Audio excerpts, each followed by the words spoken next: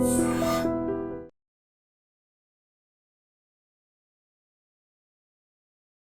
Hello నమస్తే and welcome to our channel. So ఈరోజు మనతో పాటు ఉన్నారు విజయ్ కర్ణం గారు, your personal financial advisor. Sir నమస్తే సార్. నమస్తే అండి. సార్ ఇప్పుడు చూసుకుంటే ఒక ఫ్యామిలీ, మనం చిన్నప్పటి నుంచి చూసిన ఫ్యామిలీ అంటే మదర్ ఫాదర్, అమ్మాయి అబ్బాయి లేకపోతే అమ్మాయి అబ్బాయి or both girls both boy. So ఒక కంప్లీట్ ఫ్యామిలీకి ఆ ఫాదర్ అనే అతను 50 years ఆర్ 52 years వచ్చిన తర్వాత he need a perfect planning for the retirement. So అమ్మాయికి పెళ్లి చేయడం కానీ లేకపోతే అబ్బాయిని అబ్రాడ్ పంపించడం కానీ, సో వీళ్ళకి perfect planning in your mutual funds కొంచెం ఎక్స్ప్లెయిన్ చేస్తారా? షూర్, డెఫినెట్గా అండి. అంటే ఇవి కొంచెం నెంబర్స్ పెద్దగా ఉంటాయి, బట్ జస్ట్ మనం కాన్సెప్ట్ మేము దీనిలో అర్థం చేసుకోవచ్చు. బికాజ్ ఇతను ఒక IT employee, he is getting around 3 to 4 lakh per month. So అతనికి రిలేటెడ్గా చేసింది. మనం ఇక్కడ కాన్సెప్ట్ తీసుకుందాం, నెంబర్స్ పక్కకు పెట్టేసి కాన్సెప్ట్ తీసుకుందాం. సో ఇతని ఏజ్ వచ్చేసి 52 years. సో అంటే ఎప్పుడైనా సరే మనం ఐటీ ఎంప్లాయీస్లో మనం అర్థం చేసుకోవాల్సింది ఏంటి అంటే ఆఫ్టర్ 45 years వాళ్ళకి కెరీర్ గ్రోత్ అంతగా ఉండదు అనమాట. దే విల్ గెట్ స్టాగ్నేట్, వాళ్ళు తగ్గిపోతుంటుంది. Whatever they are getting paid they will get paid till వాళ్ళ కెరీర్ ఉన్నంత వరకు దే ఓకే. కానీ ఎక్కువ అబ్నార్మల్ గ్రోత్ చాలా తక్కువ ఉంటాయి. అన్లెస్ దే వాళ్ళ ఒక స్టార్ట్ చేయడం కానీ లేకపోతే if they have some other resources, కానీ ఇన్కమ్ మాత్రం మరీ ఎక్కువ పెరగదు అనమాట. So whatever they are getting 45 years ఉన్నంత వరకు they will get good pace అనమాట. సో నా సజెషన్ ఐటీ ఇండస్ట్రీలో ఉన్న ఎవరైనా సరే they need to plan as early as possible. Because 30 to 45 years ఉన్నప్పుడు మంచి పే ఉంటుంది కదా, అప్పుడు ప్లాన్ చేసుకుంటే they can get out of the corporate life very easily. ఇక్కడ 52 years ఉన్న ఇన్వెస్టర్ ఇతను. సో అతనికి ఒక బాబు ఒక పాప ఉన్నారు. బాబు వచ్చేసి ఒక 12 years అలా ఉంటుంది, అండ్ పాపకు వచ్చేసి ఒక 18 years అలా ఉంటుంది. వాళ్ళ మంత్లీ వాళ్ళ రిక్వైర్మెంట్ ఏంటి అంటే after 60 years they should get at least 1 lakh as an expense. 1 lakh expense వాళ్ళకి కావాలి over the period of next 30 years కానీ 40 years కానీ. That's the first requirement. And second requirement వచ్చేసి పాప పెళ్ళి రిలేటెడ్ ఎక్స్పెన్సెస్. అండ్ నెక్స్ట్ బాబుకి ఒక కార్పస్ ఇవ్వడం, ఐదర్ అది అబ్రాడ్కి యూజ్ చేసుకోవడం అయినా సరే లేకపోతే అతనికి మ్యారేజ్ రిలేటెడ్ ఎక్స్పెన్స్ అయినా సరే ఏదైనా సరే. సో ఈ 3 goals రిక్వైర్మెంట్స్ ఉన్నాయన్నమాట. వాళ్ళు మనల్ని అప్రోచ్ అయినప్పుడు వాళ్ళకి ఇట్లా డీటెయిల్ ప్లాన్ చేస్తామన్నమాట కంప్లీట్ ఫ్యామిలీ రిలేటెడ్. సో నేను వాళ్ళని అడిగినప్పుడు ఇప్పటి వరకు ఏదైనా సేవ్ చేస్తారా అంటే దే సైడ్ లైక్ ఒక 1 crore వరకు దే హ్యావ్ ఇన్ లిక్విడ్ అనమాట. వాళ్ళకి బ్యాంక్ ఫిక్స్డ్ డిపాజిట్లో ఒక 1 crore వరకు ఉంది. మాకు ఇంతవరకు మ్యూచువల్ ఫండ్స్ గురించి తెలియదు కాబట్టి మేము ఎప్పుడు ఇన్వెస్ట్ చేయలేదు, ఇప్పటివరకు ఫిక్స్డ్ డిపాజిట్లోనే ఇన్వెస్ట్ చేసుకుంటూ వచ్చామనేసి అన్నారు.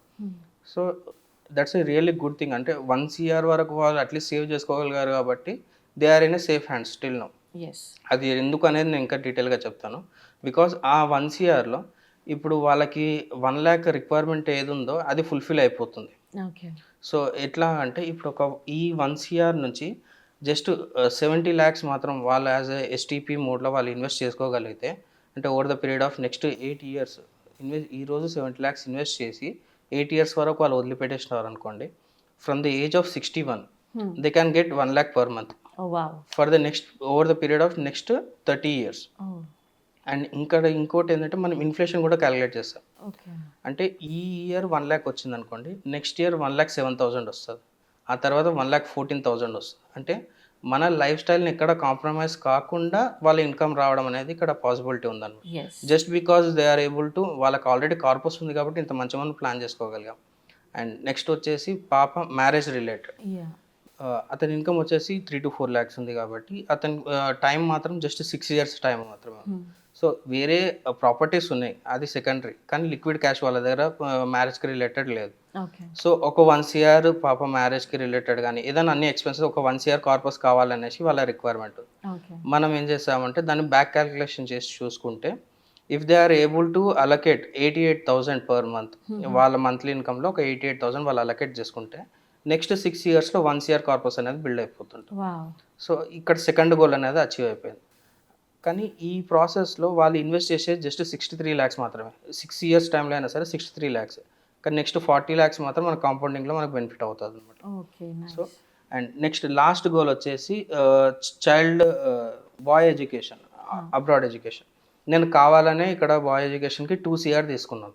ఓకే. ఎందుకంటే నెక్స్ట్ 11 ఇయర్స్‌లో మనకి ఎడ్యుకేషన్ ఇన్ఫ్లేషన్ కూడా 10% అలా ఉంటది. జనరల్ ఇన్ఫ్లేషన్ 6-7% ఉంటే ఎడ్యుకేషన్ ఫీ రిలేటెడ్ ఎక్స్‌పెన్సెస్ కొన్ని యూనివర్సిటీస్‌లలో వాటిలలో అబోవ్ 10% ఉంటది. కానీ ఇక్కడ ఒక 10% అట్లా తీసుకొని మనం ఓవరాల్‌గా చూసుకుంటే ఒక 2 CR మనకు రిక్వైర్మెంట్ ఉంటది ఖచ్చితంగా. ఓకే. ఇప్పుడు ఆ బాబు ఏజ్ నుంచి మాస్టర్స్‌కి గాని అబ్రాడ్ ఎళ్ళడానికి ఒక 11 ఇయర్స్ టైం ఉంది. అవును. పాప పీరియడ్‌లో చూసుకుంటే మనకి 6 ఇయర్స్ మాత్రమే డ్యూరేషన్ ఉంది. కానీ బాబు ఏజ్‌లో మనకి 11 ఇయర్స్ పీరియడ్ ఉంది. ఇది మనకి మంచి అడ్వాంటేజ్ అనమాట.